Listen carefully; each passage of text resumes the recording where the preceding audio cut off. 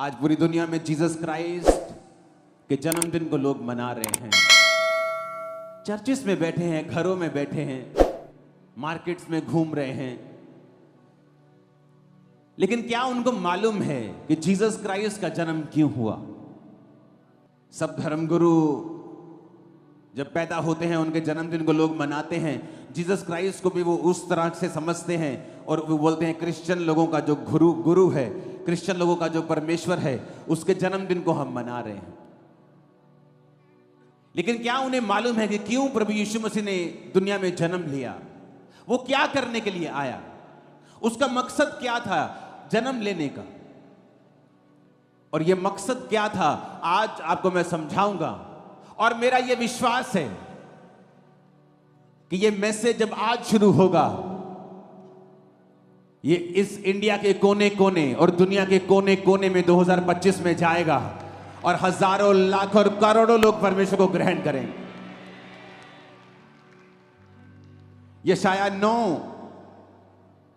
उसकी 1 से 7 आयत में लिखा है, तो भी संकट भरा अंधकार जाता रहेगा। पहले तो उसने जबलून और नप्ताली के देशों का अपमान किया, परंतु अंतिम दिनों में ताल की ओर से यरदन के पार की अन्य जाति के गलील को वो महिमा देगा। जो लोग अंधियारे में चल रहे थे उन्होंने बड़ा उजियाला देखा। जो लोग घोर अंधकार से भरे हुए मृत्यु के देश में रहते थे उन पर ज्योति चमकी। तूने जाति को बढ़ाया, तूने उनको बहुत आनंद दिया। जीसस क्राइस्ट ने कहा, तो भी संकट भरा अंधकार जाता रहेगा। यह किसी देश की बात नहीं कर रहा। हां, इस वचन में वो एक देश की बात कर रहा है, क्योंकि वचन कहता है परमेश्वर का जब सुसमाचार शुरू हुआ तो जबलून और नप्ताली के देश से हुआ। वचन कहता है उस देश का बहुत अपमान हुआ था, उस देश का बहुत निरादर हुआ था, क्योंकि जब आप परमेश्वर से दूर चले जाते हैं आपका निरादर होता है। लोग बोलते हैं मेरा पति मेरा निरादर करता है बहुत, मेरा पति मेरी इज्जत नहीं करता, मेरी पत्नी मेरे बच्चे मेरी इज्जत नहीं करते, वो मेरा निरादर करते हैं। मेरा समाज मुझे इज्जत नहीं देता, वो मेरा निरादर करता है। आज समाज में निरादर होता है, तू छोटी जाति का है, तू बड़ी जाति का है।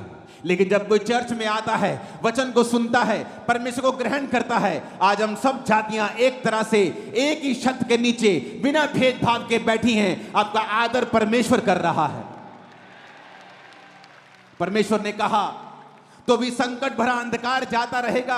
पहले तो उसने जबलून और नप्ताली के देशों का अपमान किया, परंतु अंतिम दिनों में वो अन्य जाति को गलील को महिमा देगा। परमेश्वर ने वचन में लिखा है, जब जीसस क्राइस्ट ने प्रचार करना शुरू किया तो जबलून और नप्ताली के देश से, गलील की झील से उसने प्रचार करना शुरू किया। जिन लोगों को अपमान मिला था, जिन लोगों को निरादर मिला था, परमेश्वर ने वहां पर जाकर बताया कि अब मैं जन्म ले चुका हूं और तुम्हारा निरादर अब मैं खत्म कर दूंगा। आज जितने लोग यीशु मसीह को अपना उद्धारकर्ता ग्रहण करते हैं, वो यीशु मसीह में धर्म नहीं बदल रहे। पूरी बाइबल में ईसाई धर्म नाम का एक भी शब्द तक नहीं है। तो आप कैसे कह सकते हो क्रिश्चियन धर्म? आप कैसे कह सकते हो जड़ा ईसाई धर्म है? क्योंकि आपको नॉलेज नहीं है, आप अनपढ़ हो इस मामले में। जीसस ने कहा, तुम जो बेइज्जती से भरे हुए थे अब मैं तुमको महिमा दूंगा। आज जितने लोग यीशु मसीह को ग्रहण करते हैं, परमेश्वर आपकी इज्जत को बढ़ाने के लिए जा रहा है। वो आपके परिवार की इज्जत को बढ़ाने के लिए जा रहा है। आप फिर देखेंगे आपका वही पति आपको महिमा देगा, इज्जत देगा। आपकी वही पत्नी बच्चे आपकी इज्जत करेंगे, वही समाज आपकी इज्जत करेगा। वो रिश्तेदार जो ठोकर मारते थे वो इज्जत करेंगे। क्यों? क्योंकि जीसस क्राइस्ट जब आपके अंदर आ जाएंगे, लाइफ सेम नहीं रहेगी यीशु मसीह के नाम में। उसने कहा वो महिमा देगा, अन्य जाति के गलील को वो महिमा देगा। लोग बोलते जीसस क्राइस्ट धर्म को, एक क्रिश्चियन धर्म के संस्थापक हैं जीसस क्राइस्ट। बाइबल कहती है वो महिमा देने के लिए आया। औरत को उसने महिमा दी, क्योंकि औरत ने पाप किया, आदम को भरमा दिया, औरत श्रापित हुई, औरत कुचली गई। जीसस क्राइस्ट ने औरत के थ्रू जन्म लिया। औरतों ने ही जीसस क्राइस्ट का सबसे पहले प्रचार किया। यीशु मसीह ने अपनी सेवकाई में बहुत सी औरतों को इस्तेमाल किया। वो किस तरह से पैसों के साथ परमेश्वर के साथ रहती थी और खुदाबंद के सारे खर्चों को उठाती थी। जिस औरत को शैतान ने नीचा किया, उसी औरत को परमेश्वर ने ऊंचा किया। इसलिए वो कहता है, मैं तेरी इज्जत को बढ़ाने के लिए आया हूं। जब आप जीसस क्राइस्ट को अपना उद्धारकर्ता ग्रहण करते हैं, इसलिए मैं कहता हूं, अगर आप धर्म का चश्मा लगाकर यहां पर आए हैं तो आप यीशु मसीह के वचनों को ग्रहण नहीं कर पाएंगे। अगर आप अपने पास्ट को साथ लेके आए हैं कि मैं तो उस धर्म का हूं, मैंने ये नाम लिया हुआ है, फिर आप यीशु मसीह के वचन को आप इस ग्रहण नहीं कर पाएंगे।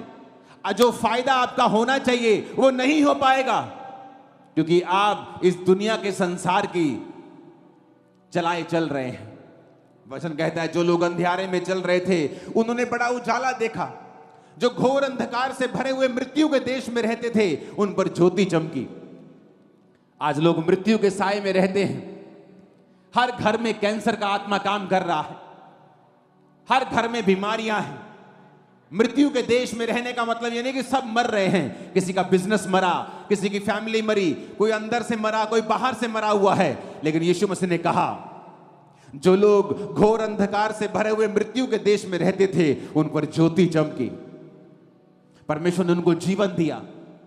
प्रभु यीशु मसीह जब सुसमाचार सुना रहे थे तो वचन कहता है, एक नाइन नामक नगर से एक इकलौते विधवा के पुत्र को लोग ला रहे थे। अर्थी के ऊपर ला रहे थे तो सब लोग रो रहे थे कि एक ही विधवा का बेटा था, खुद विधवा थी, इकलौता पुत्र मर गया और सब रो रहे थे।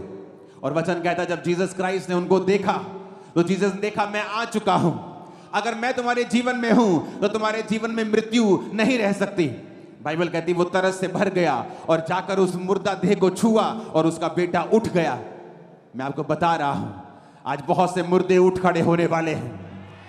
आपके मुर्दा बिजनेस उठ खड़े होने वाले हैं, मुर्दा परिवार उठ खड़े होने वाले हैं। आज जीसस के जी उठने की सामर्थ आपकी लाइफ में काम करने वाली है। आमीन खड़कने वाला चाहिए चर्च। वचन कहता है, तूने जाति को बढ़ाया, तूने उसको बहुत आनंद दिया। वे तेरे सामने कटनी के समय का सा आनंद करते हैं। वे ऐसे मगन हैं जैसे लोग लूट बांटने के समय मगन रहते हैं। पर वचन कहता है, तूने उनको बहुत आनंद दिया।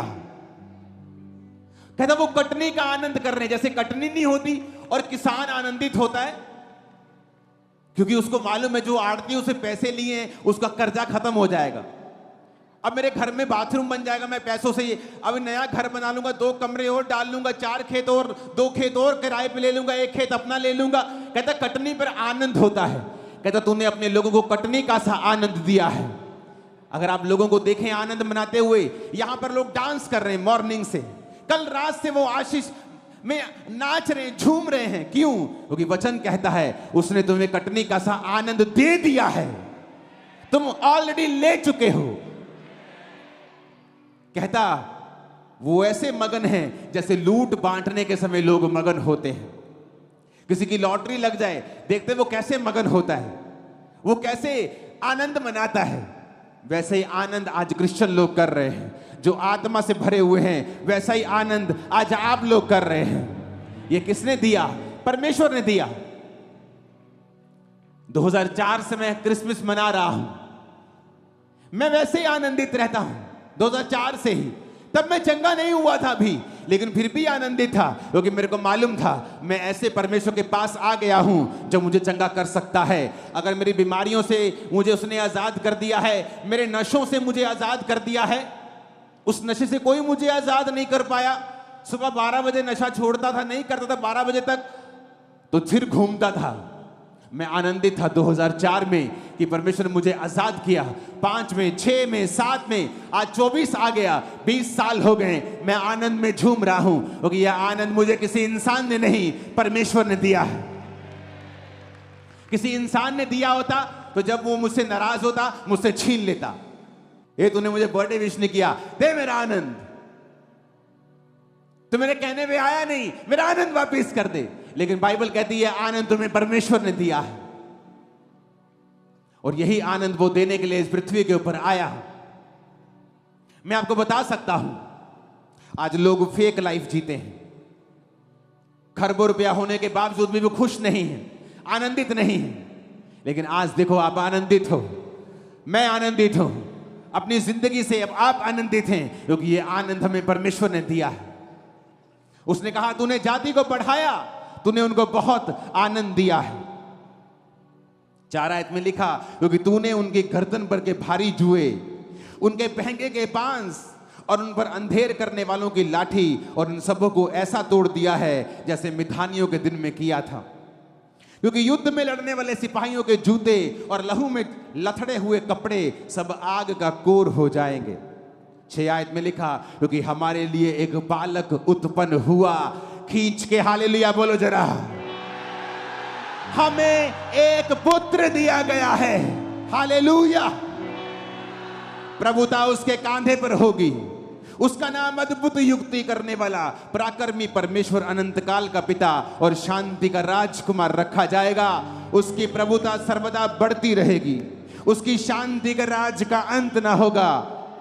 इसलिए वह उसको दाऊद की राजगद्दी पर इस समय से लेकर सर्वदा के लिए न्याय और धर्म के द्वारा स्थिर किए और संभाले रहेगा। सेनाओं के यहोवा की धुन के द्वारा ये हो जाएगा। ऊंची आवाज से बोलो हालेलुया। वचन में लिखा है, यशाया 2 और उसकी 4 आयत में कहता है, जाति जाति का न्याय करेगा, देश देश के लोगों के झगड़ों को मिटाएगा। वे अपनी तलवारें पीट कर हल के फाल और अपने भालों को हंसियां बनाएंगे।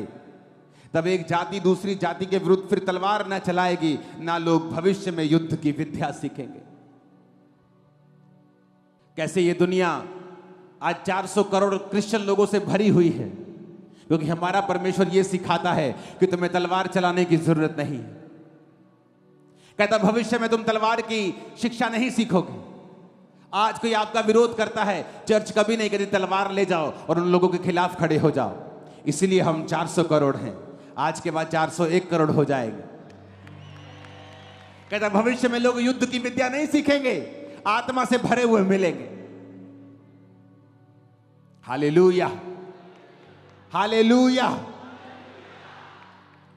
परमेश्वर का वचन कितना शानदार है, तसल्ली देने वाला है। उसने कहा तुम्हारी गर्दन पर के जुए को वो तोड़ डालेगा, अंधेर करने वाले की लाठी जो तुम पर शैतान की बचती थी दुखों की, वो तोड़ डालेगा। जब सिर पर जुआ होता है, वो औरतों के जो पट्टे उठाकर चलती, कभी उनको देखा है? सिर पर पट्टों की पंड होती है, और जब वो कोई बोलता है कि बहन जी कितना, वो ऐसे आंखों से देखती है कि ठीक है जी, क्योंकि वो ऊंचा नहीं देख सकती, इधर नहीं, गर्दन नहीं घुमा सकती। जीसस ने कहा वो तुम्हारे जुए को तोड़ डालेगा। उसका वचन कहता है जो जुआ तुम्हारे सिर के ऊपर है, जो शैतान ने बीमारी का डाला, गरीबी का डाला, श्रापों का डाला, उसने कहा वो जुआ तुम्हारी गर्दन पर से वो तोड़ देगा। वो लाठी अंधेर करने वालों की जो तुम्हें मारती है, शैतान की लाठी, कि जैसे मैं कुछ अच्छा करने वाला होता हूं मेरे घर में बीमारी आ जाती। जैसे हम अपना घर बनाने लगते हैं, कोई एक्सीडेंट हो जाता है, हम कर नहीं पाते, ये लाठी है शैतान की। और परमेश्वर ने कहा हमें एक बालक दिया गया है, जो कोई उस बालक को ग्रहण करेगा कि वो हमारे लिए आया, परमेश्वर उस अंधेर करने वालों की लाठी को तुम्हारे जीवन से तोड़ देगा। वो जुआ जो तुम्हारे सिर के ऊपर है, जो तुम्हें ऊंचा नहीं देखने देता, परमेश्वर कहता मैं उसे तोड़ डालूंगा। आज वो सारे जुए टूट जाएंगे, आज वो सारी लाठियां टूट जाएंगी। यीशु मसीह के नाम में आमीन। ऊंचा चाहिए। Hallelujah, hallelujah. ये वचन जो मैं आपको सुना रहा हूं, ये जीसस क्राइस्ट के जन्म से 700 साल पहले का सुना रहा हूं। अभी तक यीशु मसीह जन्मे भी नहीं थे, और ये 700 साल पहले सब बातें यशाया नबी के द्वारा लिख दी गई थी कि ऐसा ऐसा होगा, एक कुमारी गर्भवती होगी। यशाया 11 उसकी 1 से 10 आयत में लिखा है, यीशे के ठूंठ में से एक डाली फूट निकलेगी, उसके जड़ में से शाखा निकलकर फलवंत होगी। यहोवा का आत्मा बुद्धि समझ का आत्मा, युक्ति पराक्रम का आत्मा, ज्ञान और यहोवा के भय का आत्मा उस पर ठहरा रहेगा। किसकी बात वो कर रहा है? बोलो, जीसस क्राइस्ट की बात हो रही है। यशायाह 7 उसकी 14 आयत में लिखा है, इस कारण प्रभु आप ही तुमको एक चिन्ह देगा, सुनो, एक कुमारी गर्भवती होगी और पुत्र जनेगी और उसका नाम इमैनुअल रखेगी। जो लोग सवाल उठाते थे कि इमैनुअल ये कैसे हो सकता है, जीसस क्राइस्ट ये कुंवारी के पेट से, कोई कुंवारी कैसे गर्भवती हो सकती? बाइबल कहती है ये यीशु मसीह के जन्म के 700 साल पहले लिखा गया था कि यहोवा तुमको एक चिन्ह देगा कि जो दुनिया का उद्धार करता आएगा धरती के ऊपर, वो संपूर्ण मनुष्य होगा लेकिन आदमी के बीज से पैदा नहीं होगा। वो संपूर्ण मनुष्य भी होगा और संपूर्ण परमेश्वर भी होगा, लेकिन वो सिर्फ स्त्री के बीज से, स्त्री के वंश से पैदा होगा। इसीलिए परमेश्वर ने आदम और हवा को कहा था, हवा को बोला था कि सांप तेरी एड़ी को डसेगा। उसका वंश जब पैदा होगा वो उसकी एड़ी को, सिर्फ औरत के वंश के बारे में परमेश्वर ने बात की। जीसस के अंदर जो ब्लड था वो परमेश्वर का था, इंसान के बीज से वो पैदा नहीं हुए थे। और ये 700 साल पहले लिखा गया था कि देखो परमेश्वर तुमको एक निशानी देगा, एक कुंवारी गर्भवती होगी और पुत्र जनेगी। ऊंची आवाज से बोलो हालेलुया। और उसका नाम इमैनुअल रखेगी। एक कुंवारी गर्भवती होगी, उसका नाम इमैनुअल रखेगी। बुद्धि का आत्मा, समझ का आत्मा, पराक्रम का आत्मा, ज्ञान का आत्मा उसके ऊपर होगा। बाइबल यह भी कहती है यहोवा का भय जीसस क्राइस्ट को सुगंध सा भाएगा। वो यीशु मसीह परमेश्वर के भय में चलेगा, अपने लोगों के लिए जान देगा, मारा जाएगा, गाड़ा जाएगा और तीसरे दिन मुर्दों में से जी उठेगा। और बाइबल कहती है दुनिया की हर जाति, इस दुनिया की धरती की हर जाति, हर धर्म के लोग उसको फॉलो करें।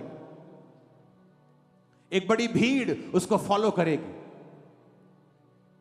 यीशु मसीह तुम्हारे लिए आए, मेरे लिए आए। दुखी रहने का कोई भी कारण अब नहीं है और सारे दुख आपकी लाइफ से आज यीशु मसीह की इस हजूरी में मैं श्रापित करता और निकालता हूं यीशु मसीह के नाम में। आमीन। ऊंचा ये आशीष हमारी है। Hallelujah, hallelujah. परमेश्वर ने कहा भविष्य में वो तलवार फिर नहीं सीखेंगे। आज लोग जब बोलते हैं ओए तुम इस समय क्रिसमस मना रहे हो, तुम्हें नहीं पता इस समय नहीं मनाना, हमारे धर्म में ये चल रहा है। वो तो ये बात हो गई कि किसी व्यक्ति के घर में कोई मर जाए और वो अपने पड़ोसी को जाके बोले कि तू शादी में क्यों डांस कर रहा है, मेरे घर में कोई मर गया, तू रो नहीं सकता? और बोले भाई मेरे घर में शादी है, मैं कैसे रो सकता हूं? और कोई ऐसा कहे कि शादी वाली बारात किसी घर के सामने से निकल रही हो और उस घर में कोई मरा हुआ, वो आके बोले ए हमारे साथ डांस कर। बोलेगा भाई मैं तेरे साथ डांस नहीं कर सकता, मेरे घर में मौत हुई है। तो क्या भला है, रोने वाला अपना काम करे, वो रोता रहे, हंसने वाला हंसता रहे। उसके रोने का समय और है, इसका समय और है, तो दोनों अपना अपना काम करो। तो जीसस ने कहा भविष्य में तलवार की विद्या तुम नहीं सीखोगे। नहीं तो हम भी तलवार चलाते कि तू कैसे कह सकता है कि हम परमेश्वर के जन्मदिन को ना मनाएं जो हजारों सालों से दुनिया मनाती आ रही है। सबसे पुराना यहूदी धर्म है, तुम कैसे रोक सकते हो हमें? लेकिन जीसस ने कहा लोग तलवारों को पीट पीट कर उन्हें और यंत्र बना लेंगे क्योंकि उन्हें तलवारों की जरूरत नहीं पड़ेगी।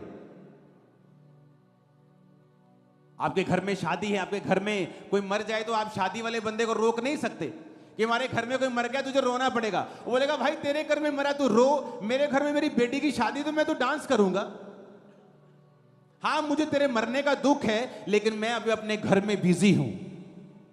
अगर वो सभ्य आदमी होगा सामने वाला तो बोलेगा ठीक है, सही बात है, तुम अपना करो मैं अपना करता हूं। लेकिन अगर मूर्ख होगा वो बोलेगा नहीं। लेकिन जीसस ने क्या कहा, भविष्य में लोग युद्ध की विद्या नहीं सीखेंगे, वो आप लोगों को कह रहा है।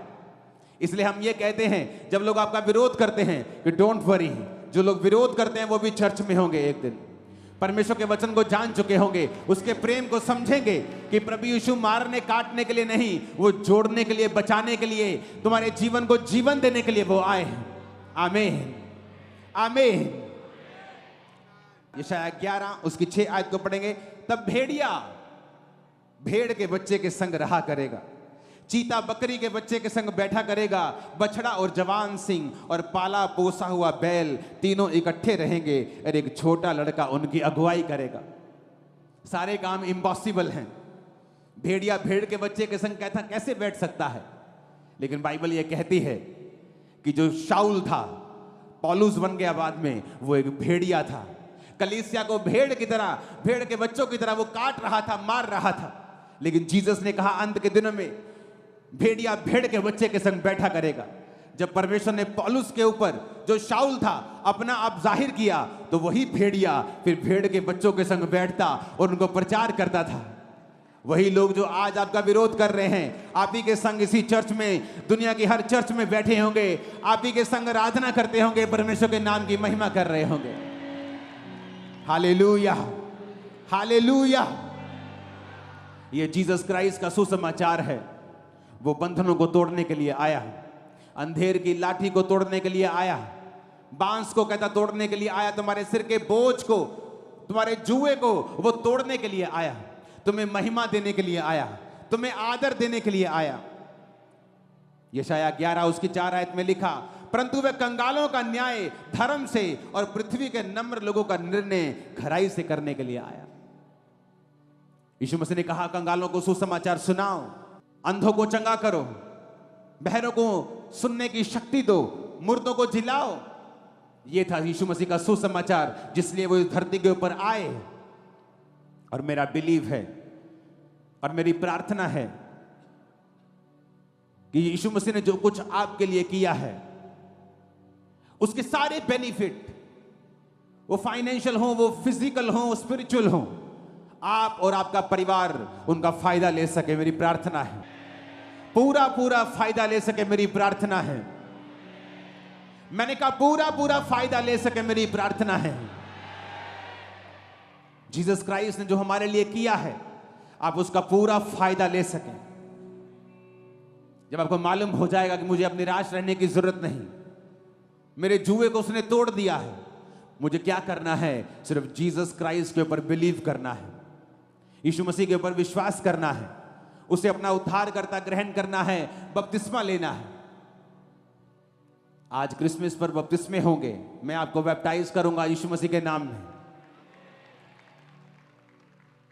और आप समझ जाएंगे इस वचन को, जो वचन बाइबल में लिखा है कि जो विश्वास करेगा और बपतिस्मा लेगा उसका उद्धार होगा।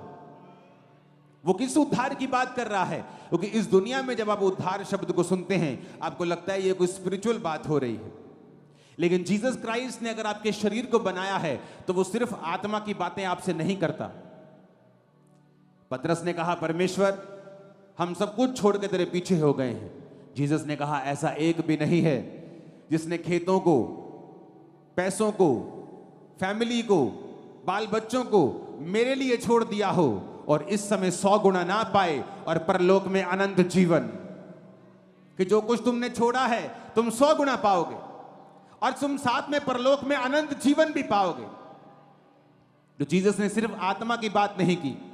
जब परमेश्वर ने अब्राहम को कहा कि तू अब्राहम की आशीष तेरे को मिलेगी, तो अब्राहम की आशीषें सिर्फ आत्मिक नहीं थी, शारीरिक भी थी और आत्मिक भी थी। आज आप सिर्फ जब परमेश्वर को ग्रहण करते हैं, उद्धार सिर्फ आत्मा का नहीं होता, वो आपके शरीर का उद्धार करता है, परिवार का उद्धार करता है, मन का उद्धार करता है, दिमाग का भी उद्धार करता है, सोचों का उद्धार करता है, फैमिली का, नेशंस का, देशों का, मोहल्लों का उद्धार करता है, उसका उद्धार बहुत बड़ा है। हालेलुया। जब आप जीसस क्राइस्ट को आज ग्रहण करते हैं, जब आप उसको अपना जीवन देते हैं, वो उद्धार आपके चारों दिशाओं में आप उसे अपने जीवन में आता हुआ देखेंगे। मेरी प्रार्थना है कि 2025 में आप अपनी लाइफ की बिगेस्ट गवाही को देंगे, और ये गवाही इतनी बड़ी होगी, आपके रिश्तेदार उसे सुनने के लिए जरूर आने वाले हैं। आमीन खड़कने वाला चाहिए चर्च। Hallelujah, hallelujah. अपने पड़ोसी को बोलो, क्या जीसस तेरी जिंदगी में है? ऊंची आवाज में बार बार पूछो जरा। बोलो अगर नहीं है तो आज उसे ग्रहण कर ले और बपतिस्मा ले ले। मैं आपको बता रहा हूं, खुशी, आनंद, लाइफ की आशीषें खुदा के हाथ में नहीं है, आपके हाथ में है। खुदा के हाथ में नहीं है, खुदा के हाथ में थी, लेकिन जब जीसस आए वो आपके हाथ में दे गए। कहते अगर तू विश्वास करेगा तो उद्धार को देखेगा। उस औरत को बोला जिसका भाई मर गया, अगर तू विश्वास करेगी तो खुदा की महिमा को देखेगी। कहती है कि भाई था, हम लुट गए प्रभु। मरियम, मार्था, हम लुट गए। दोनों बहनें बोलती थी मर गए हम, एक ही भाई मर गया हमारा। खुदा कहता नहीं, तेरे हाथ में है। अगर तू विश्वास करेगी तो खुदा की महिमा को देखेगी। आपके हाथ में है। विश्वास करोगे, आज बपतिस्मा लोगे तो खुदा की महिमा को तुम देखने वाले हो। खुदा की महिमा को तुम देखने वाले अपने घरों में, यीशु मसीह के नाम में। हालेलुया। आपके हाथ में है। अपने पड़ोसी को बोलो तेरे हाथ में है। तेरी खुशी, तेरा बेस्ट फ्यूचर तेरे हाथ में है। अगर तू यीशु को ग्रहण करेगा, अपना उद्धार करता मानेगा, बपतिस्मा लेगा, उसके पीछे चलेगा, पाप ना करेगा, तो सब कुछ खुदा तुझे देगा। वो तेरे हाथों में है। यीशु मसीह के नाम में आमीन। ऊंची आवाज में 7 बार आमीन बोलो, रिसीव कर लो सब बरकतों को यीशु के नाम।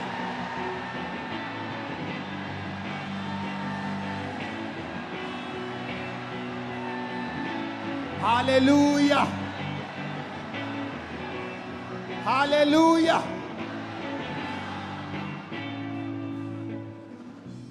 वो समाचार कि संकट भरा अंधकार जाता रहेगा, यही वचन अगर समझ आ जाए ना कि संकट भरा अंधकार जाता रहेगा, जब जीसस क्राइस्ट लाइफ में आएंगे तो जिंदगी सफल हो जाएगी। अगर एक लाइन बाइबल की समझ आ गई तो